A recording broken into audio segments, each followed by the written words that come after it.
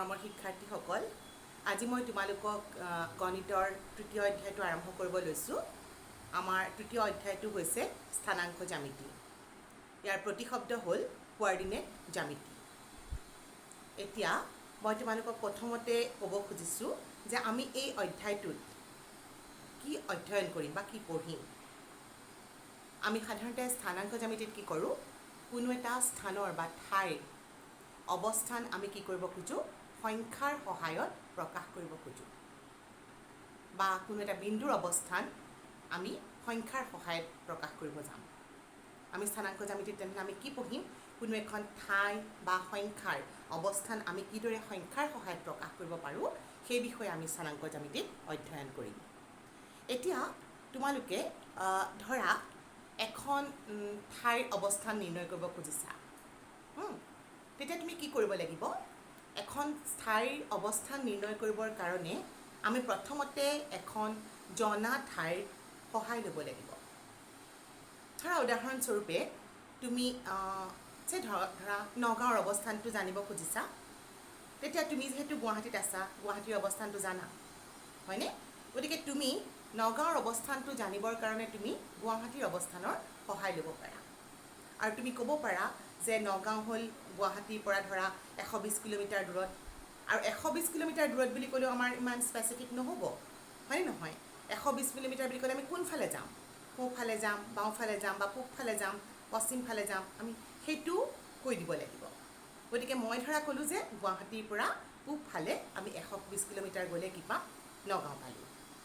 তাৰমানে আমি ইয়াতে নগাঁৱৰ অৱস্থানটো আমি গম পালোঁ, কি গুৱাহাটীৰ সাপেক্ষে হৈছে। এতিয়া কথাটো হ'ল আমি এতিয়া গণিতত ব্যৱহাৰ যেতিয়া আমি কৰিম, ধৰা তুমি এটা বিন্দুৰ অৱস্থান এডাল ৰেখাত তুমি উলিয়াব খুজিছা। ধৰা তোমাৰ ইয়াতে মই এটা ৰেখা এডাল আঁকি দেখুৱাই লৈছোঁ তোমালোকক। ধৰা তোমালোকে এডাল ৰেখা ল'লা, এডাল যিকোনো এডাল ৰেখা। এতিয়া এই ৰেখাডালত তুমি ধৰা এৰ অৱস্থান, এই বিন্দুটোৰ অৱস্থানটো তুমি নিৰ্ণয় কৰিব লাগে। এতিয়া যেতিয়া মই এই বিন্দুৰ অৱস্থান নিৰ্ণয় কৰিব লাগিব, প্ৰথমতে কি কৰিম, এই ৰেখাডালৰ ওপৰত এটা নিৰ্দিষ্ট বিন্দু আমি চিলেক্ট কৰি ল'ম। ৰেখাডালৰ তুমি তাৰমানে এটা চিনাকি বিন্দু ল'লোঁ। ধৰা তুমি ৰেখাডালৰ ওপৰত ধৰা এটা চিনাকি বিন্দু, তুমি ৰেখাডালৰ ওপৰত এটা চিনাকি বিন্দু ল'লা। এতিয়া তুমি ৰেখাডালৰ সেই বিন্দুটোৰ পৰা তুমি এই দূৰত্বটো জুখি লোৱা। ধৰা এই দূৰত্বটো তোমালোকৰ 7 চেণ্টিমিটাৰ। এতিয়া তুমি ক'ব লাগিব যে এইখিনি দূৰত্ব যদি মই জোখা নাই দেই, মই এনেই কৈছোঁ, ধৰা এইখিনি দূৰত্ব মই 7 চেণ্টিমিটাৰ বুলি ক'লোঁ। আৰু এইটো আমাৰ ক'ত আছে, এইৰ পৰা আমি মানে 0ৰ পৰা অ'ৰ পৰা আমাৰ কোনফালে আছে, এই সোঁফালে আছে। এতিয়া মই যদি কৈ দিওঁ যে এই বিন্দুটো অ'ৰ পৰা সোঁফালে 7 চেণ্টিমিটাৰ দূৰত আছে, তেতিয়া মই এই বিন্দুটোৰ নিৰ্দিষ্ট অৱস্থানটো পাই যাম। বা তোমালোকে ধৰা এই অ' সাপেক্ষে আমি কৈছোঁ ধৰা বি বিন্দুৰ স্থান নিৰ্ণয় কৰিব খুজিছোঁ।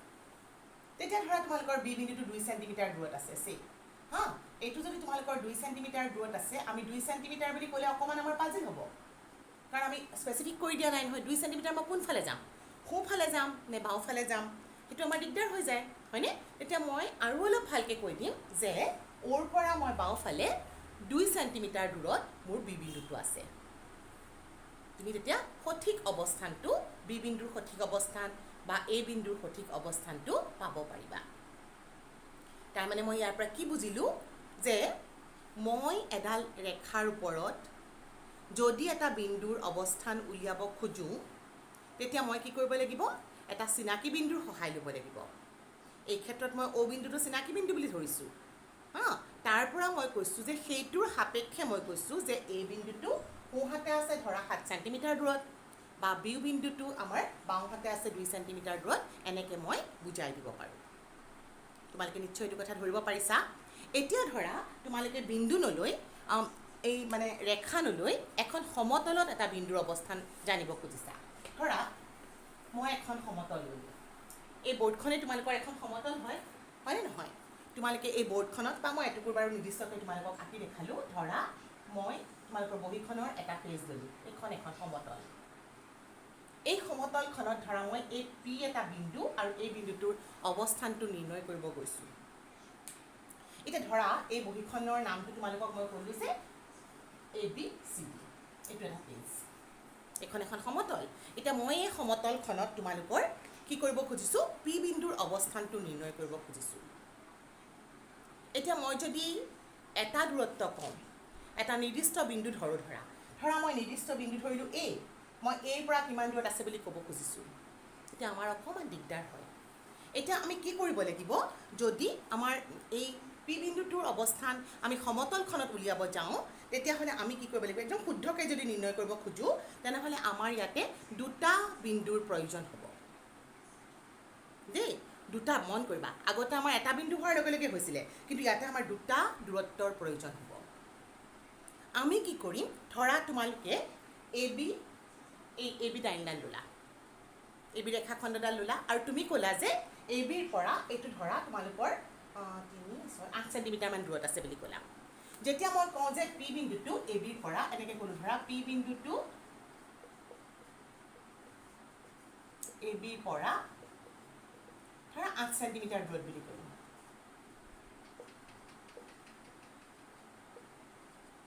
ঠিক আছে।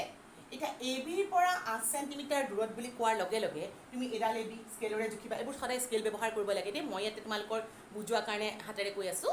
মই জুখিলোঁ 8 চেণ্টিমিটাৰ, ধৰা পালোঁ এইখিনিতো 8 চেণ্টিমিটাৰ, এইখিনিতো 8 চেণ্টিমিটাৰ, এনেকৈ মই ইয়াৰ পৰা প্ৰত্যেকডালৰ পৰা এই প্ৰত্যেকটা বিন্দুৰ দূৰত্ব ABৰ পৰাতো 8 চেণ্টিমিটাৰ হ'ব, এই পালোঁ।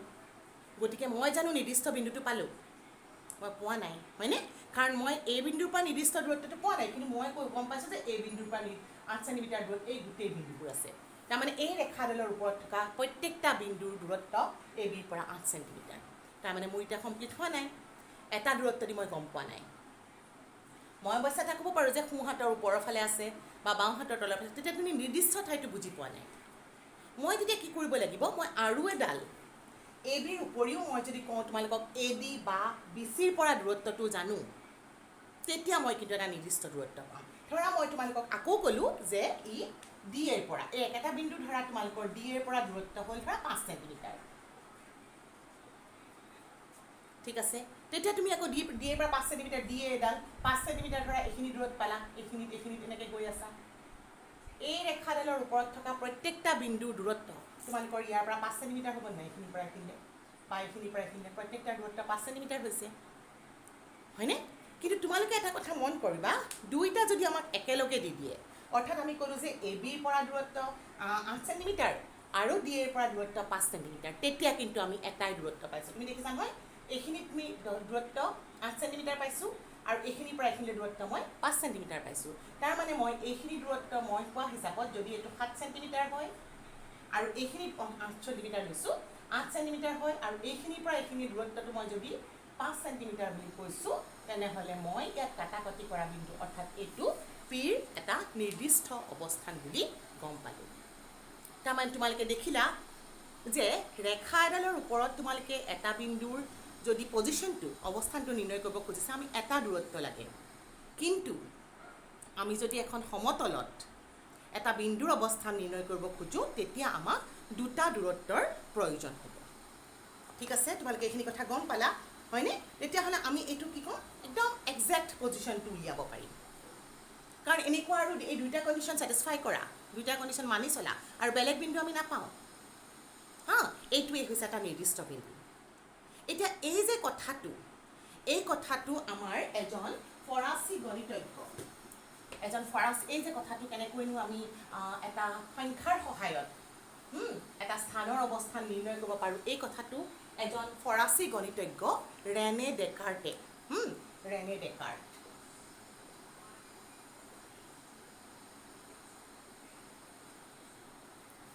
ডেকাৰ্টে তোমালোকক প্ৰথমে এই কথাটো তোমালোকৰ বিভিন্ন কথাটো প্ৰথমে ৰেনে ডেকাৰ্টে কৈছিলে। তেওঁ কি কৰিছিলে, তেওঁ পোনপ্ৰথমবাৰৰ বাবে কৈছিলে কেনেকৈনো আমাৰ জ্যামিতিৰ অধ্যয়নত বীজগণিত ব্যৱহাৰ কৰিব পাৰোঁ। জ্যামিতিৰ অধ্যয়নত কেনেকৈ আমি বীজগণিত ব্যৱহাৰ কৰিব পাৰোঁ, এই কথাষাৰ পোনপ্ৰথমে আমাক ৰেনে ডেকাৰ্টে কৈছিলে। আৰু তেওঁ কি কৰিছিলে, এখন সমতলক তেওঁ বিন্দুবোৰক, এইখন ধৰা সমতল, এই সমতলখনত থকা তেওঁ বিন্দুবোৰক, যিকোনো বিন্দু ধৰা এইটো, এই বিন্দুবোৰক তেওঁ কি কৰিছিলে কিছুমান ক্ৰমিক যুগল বা ক্ৰমিক জোৰ বুলিও কয় ক্ৰমিক জোৰ মানে প্ৰতি শব্দ হ'ল অৰ্ডাৰ্ড পেয়াৰ কিছুমান ক্ৰমিক যুগলৰ সহায়ত তেওঁ প্ৰথমতে তেওঁ এইটো কথা কি কৰিছিলে প্ৰকাশ কৰিছিল এটা কথা হ'ল ক্ৰমিক যুগল মানে কি আমি ডিটেইলছত পিছত গম পাম ক্ৰমিক যুগলত আমাৰ কি হয় তোমালোকৰ ধৰা এজোৰ পেয়াৰ এজোৰ সংখ্যা থাকে ফৰ এক্সাম্পল ধৰা সংখ্যাটো তোমালোকৰ 1 আৰু 2 এনেকৈ এজোৰ সংখ্যা থাকে ইহঁতক আমি প্ৰথম বন্ধনীৰ ভিতৰত লিখোঁ আৰু ইয়াতে মন কৰিবা ইয়াতে যেটো ঠাই ইহঁতৰ অৱস্থানটো বহুত ইম্পৰ্টেণ্ট তুমি যদি অৱস্থানটো সলাই দিয়া অৰ্থাৎ তুমি যদি 1 2 নিলিখি যদি তুমি 2 1 লিখা আমি বহাই পেলাই চাব শিকিম এতিয়া তেতিয়া কিন্তু তুমি গম পাবা যে এই দুটা সমান নহয় তাৰ মানে তোমালোকে যিকোনো সংখ্যাৰ ক্ষেত্ৰত এইবোৰক আমি ক্ৰমিক যুগল বুলি কওঁ xy is not equal to yx আৰু সমান হ'ব তাৰমানে যদিহে x আৰু y সমান হয় এনেকৈ যেতিয়া এটা ঠাইৰ এটা অৰ্ডাৰটো ইম্পৰ্টেণ্ট হয় সেইবোৰক আমি কওঁ ক্ৰমিক যুগল তাৰমানে তেতিয়া কি কৰিছিলে এই ৰেনে ডেকাৰ্টে পোন প্ৰথমবাৰৰ বাবে তেওঁ কি কৰিছিলে এখন সমতলত থকা বিন্দুবোৰ বাস্তৱ সংখ্যাৰ এইবোৰ বাস্তৱ সংখ্যা লৈছিলে বাস্তৱ সংখ্যাৰ কিছুমান ক্ৰমিক যুগলৰ দ্বাৰা প্ৰকাশ কৰিছিল এই কথাটো কোনে কৰিছিলে প্ৰথমতে আমি গম পালোঁ তেনেহ'লে ৰেনে ডেকাৰ্টে আৰু তেওঁ কি কৰিছিলে সমতলখনত তেওঁ দুডাল পৰস্পৰ কটাকটি কৰা ৰেখাৰ পৰা দূৰত্ব নিৰ্ণয় কৰিছিলে তেওঁ প্ৰথমতে কি কৰিছিলে দুডাল পৰস্পৰ কটাকটি কৰা ৰেখা লৈছিলে আৰু পৰস্পৰ কটাকটি কৰা ৰেখাৰ এনেকৈ ধৰণে দুডাল কটাকটি কৰা ৰেখা লৈছিলে আৰু ৰেখা দুডালৰ মাজৰ যিটো বিন্দু এইবোৰ এই এংগলটো তেওঁ 90 ডিগ্ৰী লৈছিলে মানে তোমালোকৰ কি কৰিছিলে সমকোণ কৰাকৈ লৈছিলে আৰু তেওঁ কি কৰিছিলে এই যে বিন্দুবোৰ উলিয়াই যে অৱস্থা নিৰ্ণয় কৰিছিল তেওঁ সূচনা কৰা এই পদ্ধতিটোক আমি কওঁ কাৰ্টেছিয় পদ্ধতি বা কাৰ্টীয় পদ্ধতি আৰু যেহেতু ইহঁতৰ এই কটাকটি ৰেখা দুডালৰ মাজৰ কোণটো তোমালোকৰ 90 ডিগ্ৰী হৈছিলে সমকোণ আৰু সেই কাৰণে এই পদ্ধতিটোক আমি কাৰ্টীয় পদ্ধতি বা কাৰ্টেছিয়ান পদ্ধতিটোক প্ৰতিশব্দ কাৰ্টেছিয়ান পদ্ধতি এই পদ্ধতিত তোমালোকৰ আয়তীয় স্থানাংক প্ৰণালী বুলিও কোৱা হয় তেওঁ কি কৰিছিল তেনেহ'লে বিন্দু এটাৰ অৱস্থান নিৰ্ণয় কৰিবলৈ কাৰণে তেওঁ পৰস্পৰ কি কৰিছিলে কটাকটি কৰা ৰেখাৰ পৰা বিন্দুবোৰৰ দূৰত্ব ওলাইছিল পৰস্পৰ কটাকটি কৰা ৰেখাডালৰ পৰা এটা তোমালোকে বিন্দুবোৰৰ দূৰত্ব উলিয়াইছিল আৰু সেই কাৰণে এই পদ্ধতিটোক নাম আছিলে তোমালোকৰ কাৰ্টেজীয় পদ্ধতি বা কাৰ্টেছিয়ান ছিষ্টেম আৰু যিহেতু তেওঁ এইখিনি কথা এই যে তোমালোকে কথাখিনি কৈছিলে তেওঁ কি কৰিছিলে কটাকটি কৰা ৰেখা দুডালৰ মাজৰ কোণ 90 ডিগ্ৰী লৈছিলে মানে সমকোণ লৈছিলে আৰু সেই কাৰণে এই প্ৰণালীটোক তোমালোকৰ আয়তীয় স্থানাংক প্ৰণালী বুলিও কোৱা হয় আয়তীয় স্থানাংক প্ৰণালী rectangular system rectangular coordinate system বুলিও কোৱা হয় এতিয়া কথা হ'ল তেওঁ এতিয়া কেনেকৈ ৰেখাকেইডাল লৈছিলে তেওঁ কি কৰিছিলে তোমালোকৰ এইখিনি কথা খুব মানে মনত ৰাখিবলগীয়া কথা দেই তেওঁ কি কৰিছিলে তোমালোকে সংখ্যা ৰেখা জানাই এনেকৈ এডাল সংখ্যা ৰেখা আমি কেনেকৈ কৰোঁ এইডাল সংখ্যা ৰেখাত শূন্য থাকে সমান সমান দূৰত্বত 1 2 এইবোৰ তোমালোকে জুখি কৰিব লাগিব দেই স্কেল পেঞ্চিলৰ সহায়ত তোমালোকে জুখি আঁকিব লাগিব থাকে আৰু বাওঁফালে সমান সমান দূৰত্বত -1 -2 -3 এনেকৈ বিন্দুবোৰ থাকে তোমালোকে মন কৰিবা এইবোৰ দূৰত্ব সমান সমান দূৰত্বত সংখ্যা ৰেখা লৈছিলে সংখ্যা ৰেখাডালৰ তোমালোকে জানা যে সোঁফালে ধনাত্মক সংখ্যাবোৰ থাকে আৰু বাওঁফালে কি কৰে ঋণাত্মক সংখ্যাবোৰ থাকে এতিয়া তেওঁ কি কৰিছিলে এনেকৈ দুডাল সংখ্যা ৰেখা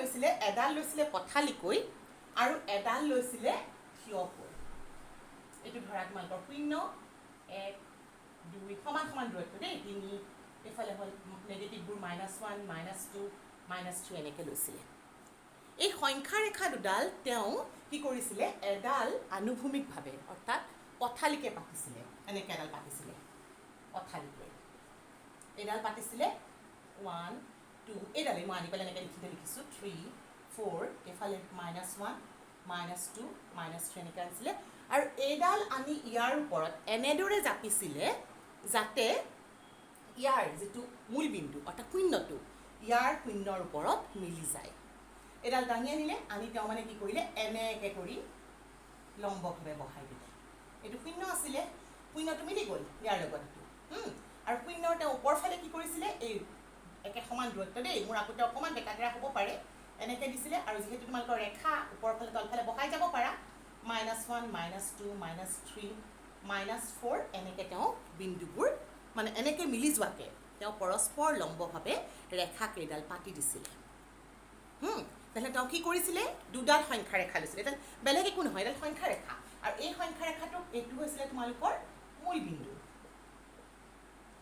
এইটোতো জানাই তোমালোকৰ শূন্য তাৰ পৰা ষ্টাৰ্ট হৈছে গতিকে সেইটো হৈছে মূল বিন্দু ঠিক তেনেকৈ ইয়াৰ এইটো হৈছে তোমালোকৰ মূল বিন্দু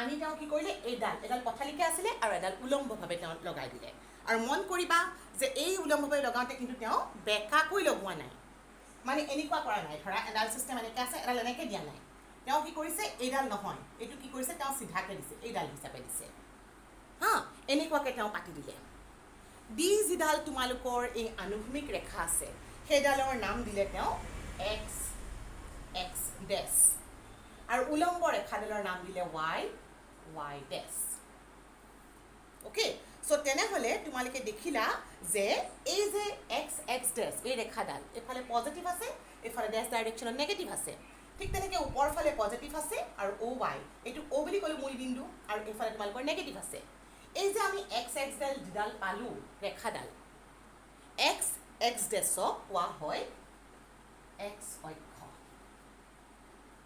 অক্ষৰ প্ৰতিশব্দ হ'ল এক্সিছ আৰু ৱাই ৱাই ডেছক এইডালক কোৱা হয় ৱাই অক্ষ অৰ্থাৎ ৱাই এক্সিছ আৰু এই যে কটাকটি কৰা বিন্দুটো এই অ'টো এইটোক কোৱা হয় মূল বিন্দু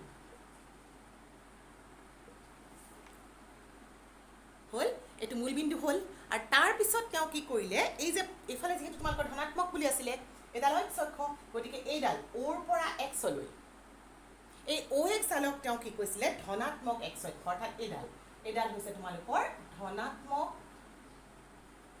এক্স অক্ষ এই গোটেইডাল এক্স এক্সডাল মানে এক্স এক্সিছ বা এক্স অক্ষ আৰু এইফালে অ' এক্সডাল অ' এক্সটো হৈছে তোমালোকৰ অ' এক্স হৈছে ধনাত্মক অ' এক্স ধনাত্মক এক্স অক্ষ আৰু এই অ' ৱাইডাল এইডাল অ'ৰ পৰা ৱাইলৈ অ' ৱাইডাল হৈছে তোমালোকৰ অ' ৱাই হৈছে ধনাত্মক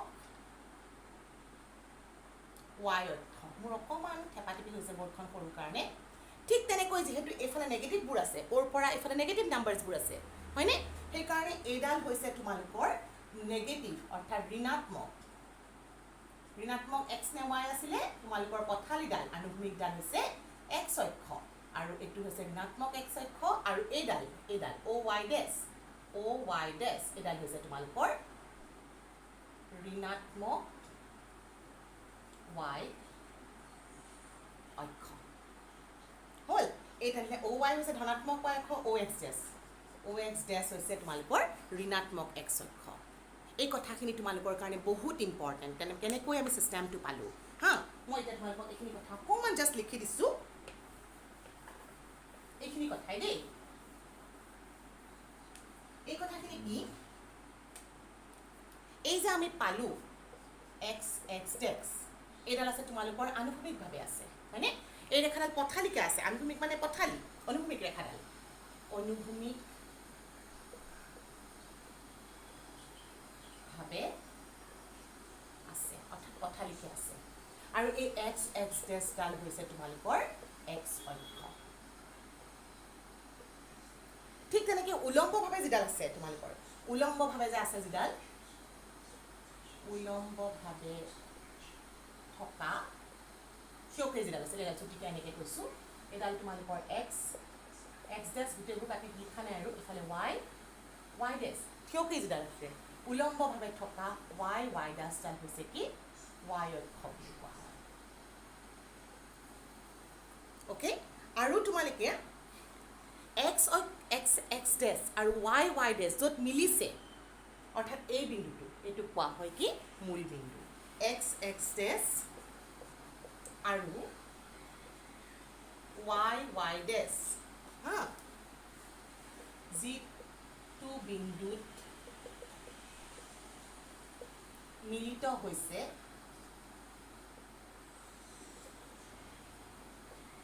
তোমালোকৰ কোনটো বিন্দুত মিলিত হৈছে সেই বিন্দুটো অ'ত হৈছে ন হৈছে সেই বিন্দুটো